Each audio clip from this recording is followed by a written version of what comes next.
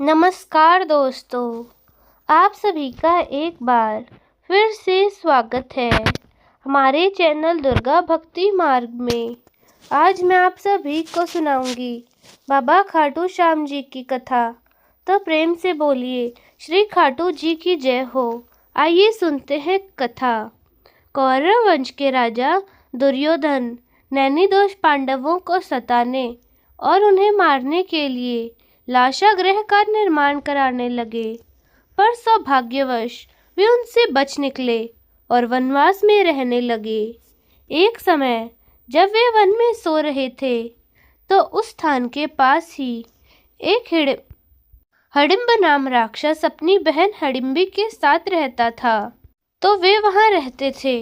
एक समय जब उन्हें पांडवों की गंध आई तो उस राक्षस ने अपनी बहन से कहा कि इन मनुष्यों को मारकर मेरे पास लाओ।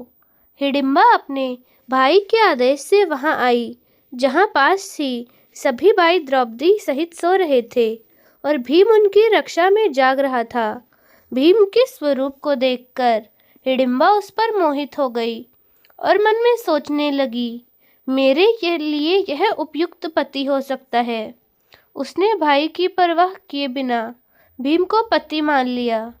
कुछ देर बाद हिडिंबा के वापस न लौटने पर हिडिंब वहां स्वयं गया और सुंदर स्त्री के वेश में अपनी बहन को भीम से बात करता देख वह बहुत क्रोधित हुआ। तत्पश्चात हिडिंबा के अनुनय विनय से माता कुंती व युधिष्ठिर के निर्णय से दोनों का गंधर्व विवाह हुआ। उपरोक्त अवधि के अंतर्गत हिडिंबा गर्भवती हुई और एक महाबलवान को उसने जन्म दिया।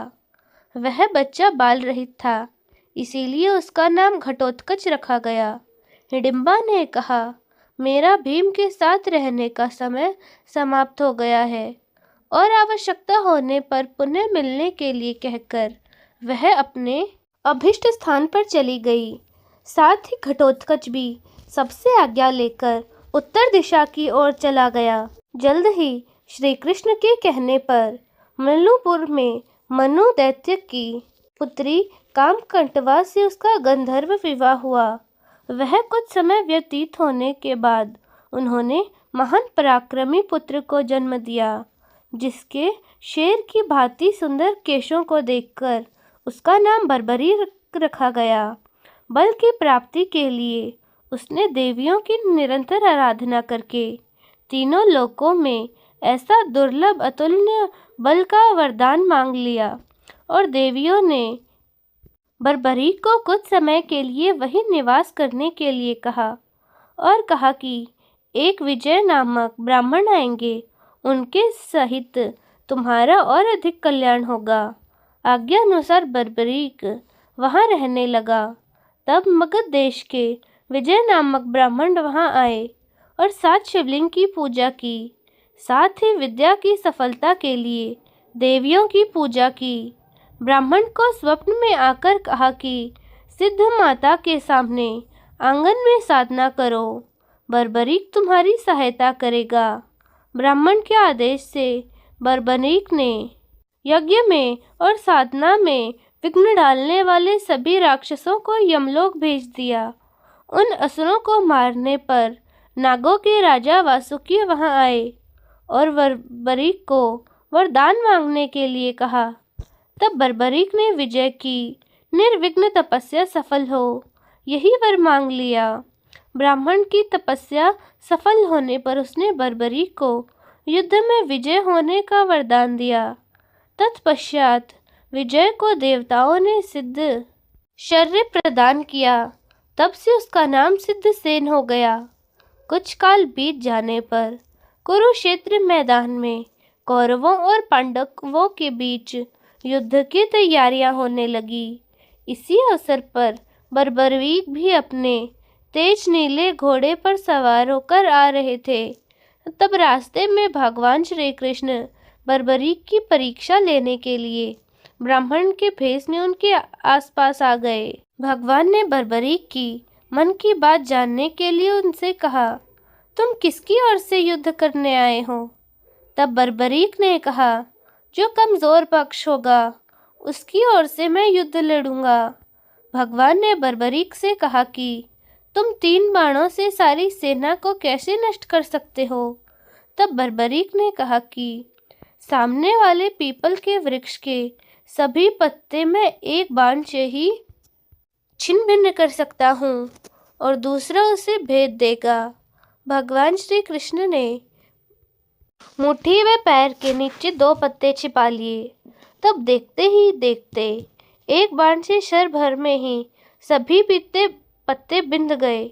तब श्री कृष्ण ने वास्तव में देखा कि यह एक ही बार में सबको यमलोक भेज देगा। तब ब्राह्मण बने श्री कृष्ण ने बर्बरीक से याचना की तब बर्बरीक ने कहा, हे ब्राह्मण, आप क्या चाहते हैं? तब श्री कृष्ण ने कहा कि क्या सबूत है कि मैं जो मांगूंगा वो मुझे मिल ही जाएगा। तब बर्बरीक ने कहा, जब वचन की बात है तो तुम प्राण भी मांगोगे तो मिल जाएंगे। ब्राह्मण के वेश में नटवर बोले, मुझे तुम्हारा शीश दान चाहिए। यह सुनकर बर्बरीक एक स्तब्ध रह गए और बोले, मैं आपका वचन से हर्ष पूरा करूंगा, पर सत्य कहो आप कौन हो? तब वे ब्राह्मण भगवान श्री कृष्ण के रूप में आ गए और उन्होंने अपना विराट रूप बताते हुए कहा कि मैंने यह सोचा कि तुम यदि युद्ध में भाग लोगे तो दोनों कुल पूर्णतः नष्ट हो जाएंगे।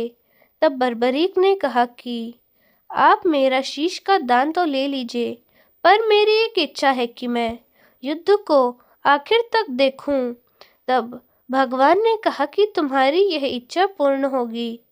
तब बर्बरीक ने अपना शीश धड़ से अलग कर दिया। शीश को अमृत जड़िया के सहारे पहाड़ के ऊंचे शिखर पर पीपल वृक्ष पर स्थापित कर दिया गया। 18 दिन तक चले युद्ध में पांडवों को विजय प्राप्त हुई, साथ ही उन्हें अपनी जीत पर घमंड हो गया। तब श्री कृष्ण उन सबको लेकर वहां पहुंचे जहां बर्बरीक का सिर स्थापित था। बर्बरीक के सामने पांडव अपनी अपनी वीरता का बखान करने लगे। तब बर्बरीक के सिर ने कहा कि आप सबका घमंड करना व्यर्थ है। जीत श्री कृष्ण की नित्य से ही मिली है। मुझे तो इस युद्ध में श्री कृष्ण का सुदर्शन चक्र ही चलता नजर आया। इसके बाद बर्बरीक चुप हो गए। तब भगवान श्री कृष्ण ने प्रसन्न होकर बर्बरीक को वरदान दिया कि कलयुग में तुम मेरे ही नाम से जाने जाओगे और तुम्हारा नाम श्याम होगा और तुम्हारे स्मरण से सभी मनोरथ पूर्ण होंगे और तुम अपने भक्तों की सभी इच्छा को पूरा करोगे। तुम्हारा मंदिर खाटू नामक गांव में स्थित होगा और लोग तुम्हें खाटू श्याम के नाम से पुकारेंगे। तो दोस्तों, यह थी आज की कथा। आपको कैसी लगी कमेंट्स में ज़रूर बताएं। धन्यवाद।